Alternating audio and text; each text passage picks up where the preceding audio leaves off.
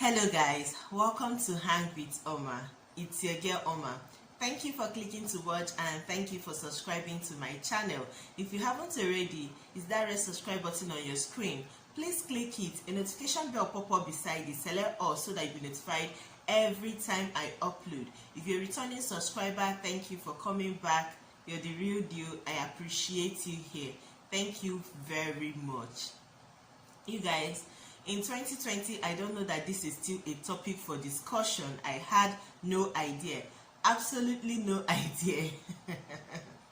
So yeah, I came across a post on a group on Facebook. The group is group that talks about health related issues. So the post was definitely made by a doctor who is supposed to be a professional in that field.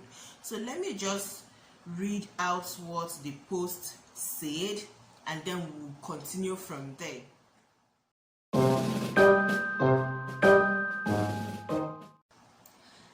After having 2 C-section meaning cesarean section, please do not try vaginal delivery.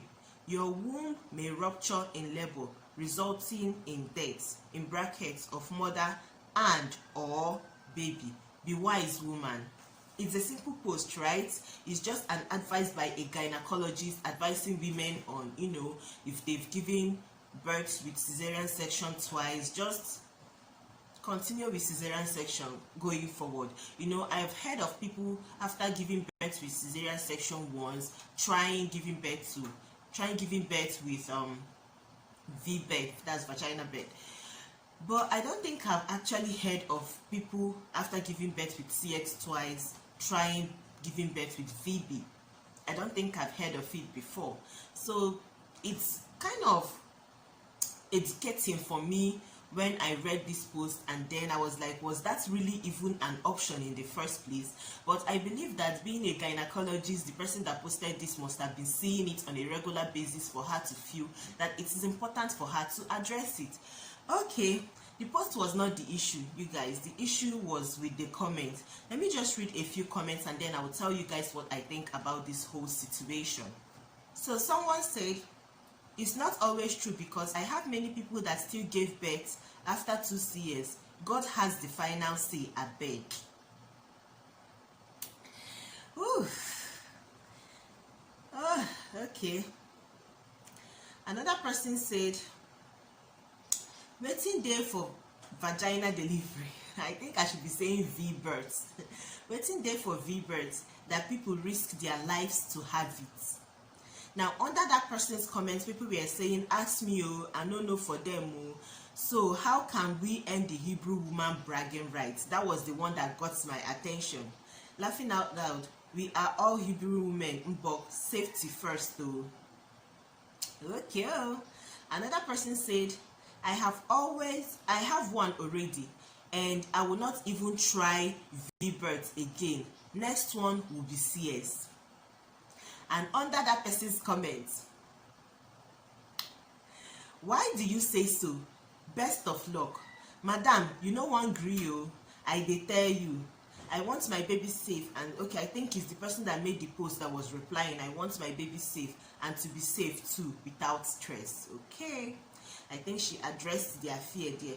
Anyway, I went through the comments, you guys. 70-80% of women, not men, women in that post, all of them were in chorus singing, Jehovah has the final say, who has the final say? And then they open church in the comment section, like in summary of 70% of the comments from women, they were saying, you can't tell us this, God has the final say. And you guys, I am a Christian. Anybody that knows me knows that I am a Christian, a practicing Christian. Okay, I know all about the wonderful works that God can do. I know all about miracle. I know all about amazing things that God can do for you. Okay, Jehovah of the 11th hour is always coming true.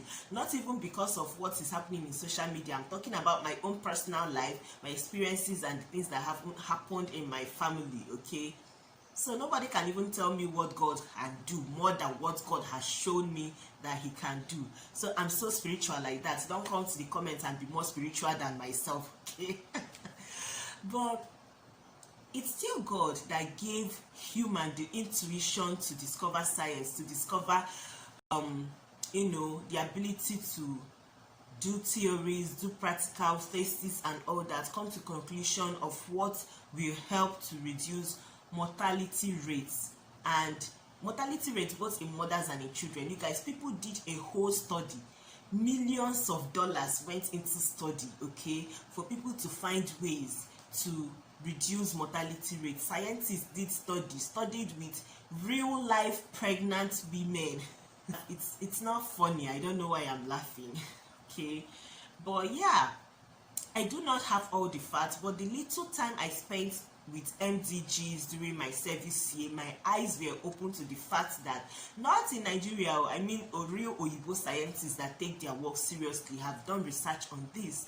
And when a specialist in that area gives you an advice, she doesn't mean that you must do it, but the options are there for you. You can take the risk, okay? It doesn't mean that this is what must happen. It means that percentage of the time, higher percentage of the time, this is what happens, okay?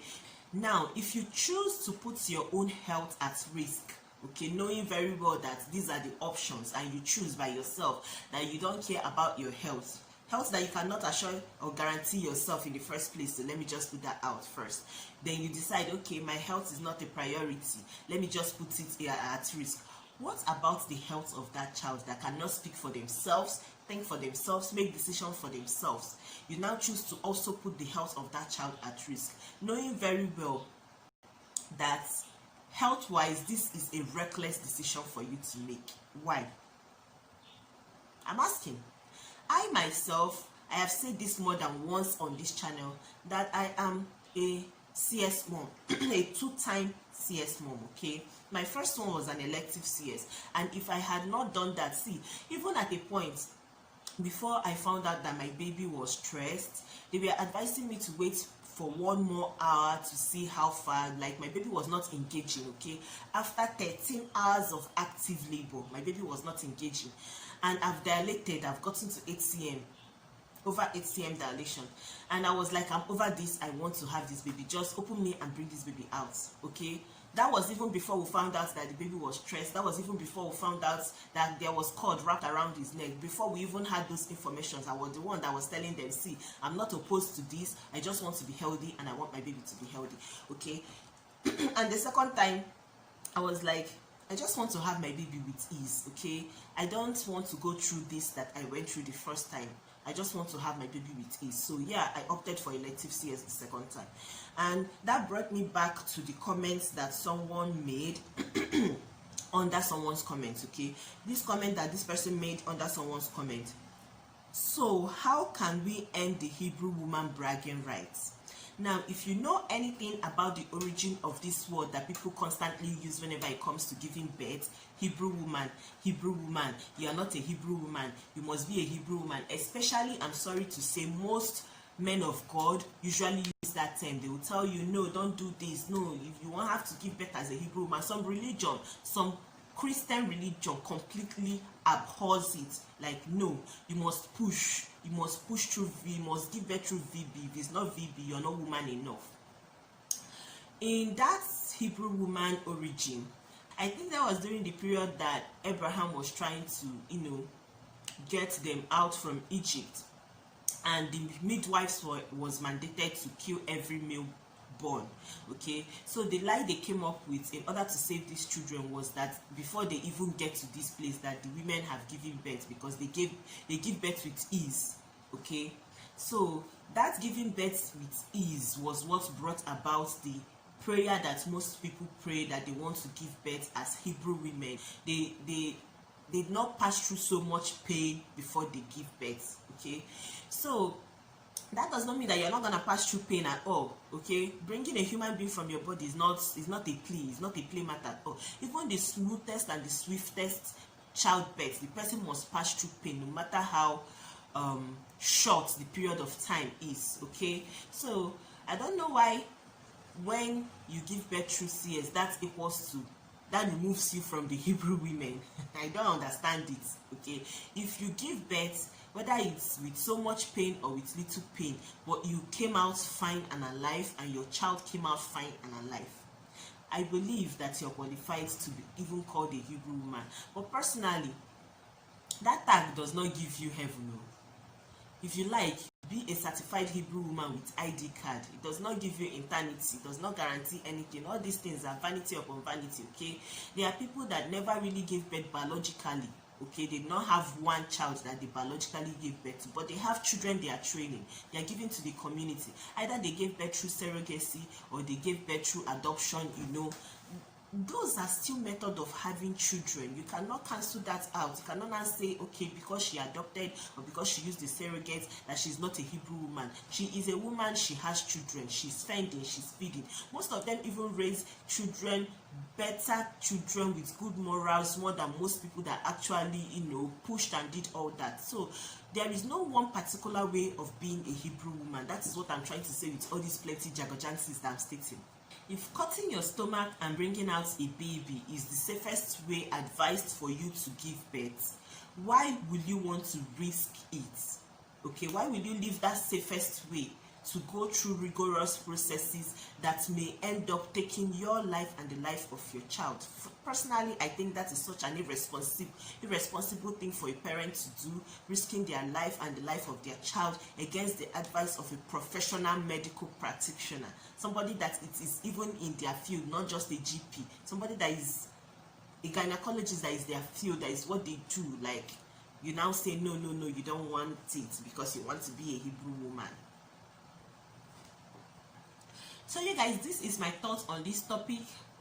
If you have a different opinion, there is space for you to air it in the comments down below. Tell me what your opinion is. Tell me what you think a Hebrew woman should be, and tell me what you think about cesarean section as a method of giving birth. Do you agree that it is a method of giving birth that is okay or should be acceptable? Because I don't understand why people oppose it now in 2020, in this world that we are now. I don't understand why people still seriously kick against it.